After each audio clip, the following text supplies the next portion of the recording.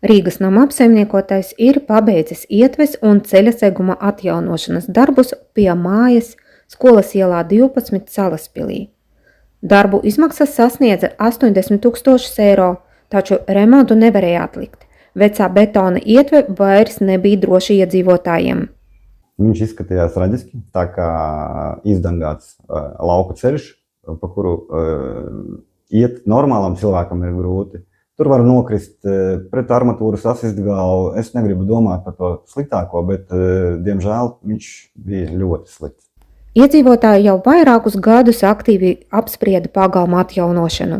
Kopā ar Rīgas nama apsaimniekotāju tika vērtēti dažādi risinājumi, līdz izdevās atrast piemērotāko variantu. Darba laikā tika atjaunota ne tikai ietve, bet arī remontēta brauktuve. Mums sanāk tā, ka pie katras ieejas ir izveidots tāds pacēlums, pa kuru var omītis ar ratiņiem, invalīdi ar ratiņiem un pat jaunās māmiņas ar saviem bērnu ratiņiem viegli pārvietoties bez problēmām.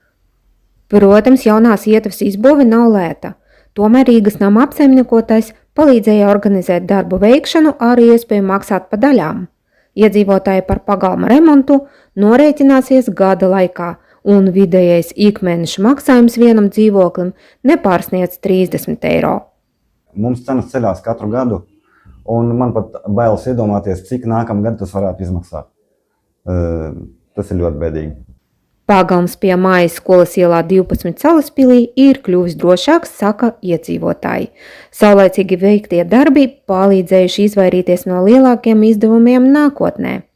Tagad mājas plānos ir kāpņu telpu remonts, kā arī paredzēts īstenot.